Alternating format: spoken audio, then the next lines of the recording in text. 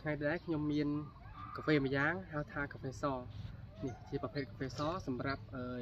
អ្នកលើសជាតិស្ករហើយនិងអ្នកទឹកនោមផ្អែមក៏អាចទទួលទានបានដែរអញ្ចឹងបងប្អូនអត់ឡើងជាតិស្ករហើយបងប្អូនហើយ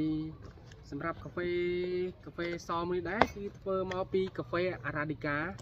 បាទប្រភេទនេះគឺកញ្ចប់វាអញ្ចឹងមួយកញ្ចប់វាហ្នឹងហើយកញ្ចប់វាពណ៌ខៀវអញ្ចឹងហើយយើងអាចទទួលទានជាមួយទឹកក្តៅក៏បានហើយយើងដាក់ជាមួយទឹកកកក៏បានដែរបងប្អូនណាសូមបញ្ជាក់បងប្អូនអាហ្នឹងនិយាយរួមយើងអាចអ្នកលើសជាតិស្ករអាចញ៉ាំបានហើយនឹងអ្នកទឹកនោមផ្អែមអត់អីអត់ប៉ះពាល់ទេបងប្អូនគឺប្រភេទកាហ្វេនេះគឺធ្វើសម្រាប់អ្នកគាត់លើសជាតិស្ករហើយនឹង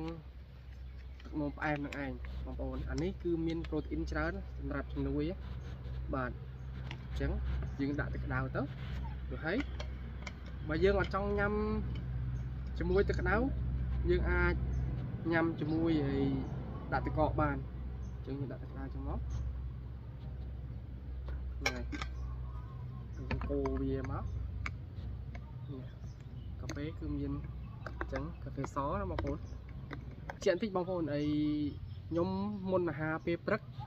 អញ្ចឹងស្ករខ្ញុំ90ទេចាំមើលខ្ញុំទទួលទានកាហ្វេហ្នឹងទៅតើស្ករខ្ញុំឡើងប្រហែលអញ្ចឹងសូមបងប្អូនតាមដានទាំងអស់គ្នានៅថាតើជាតិស្កររបស់ខ្ញុំឡើងទៅប្រហែលហើយព្រឹកមិញខ្ញុំក៏បានទទួលទានដូចជាពង2គ្រាប់ហើយនឹងផ្លែបឺ1ផ្លែហើយនឹងផ្លែតបែក1ផ្លែ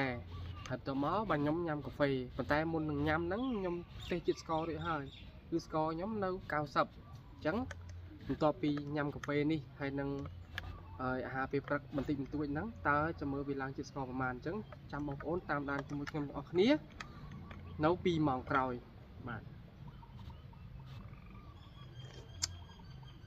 ឆ្ងាញ់មានរសជាតិរបៀបទឹកដោះគោអត់ផ្អែមខ្លាំងហើយល្វីងតិចអត់ល្វីងខ្លាំងទេបងប្អូនធ្វើឲ្យយើងហូបទៅ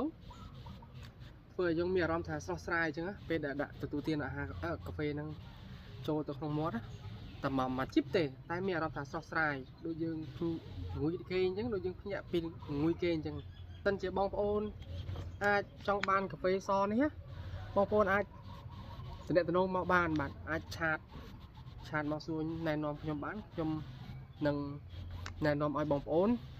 ប្រើកាហ្វេនឹងដូចខ្ញុំដែរអញ្ចឹងបន្ទាប់ពីខ្ញុំធ្វើតេស្តកាហ្វេនេះហើយអញ្ចឹងខ្ញុំឲ្យ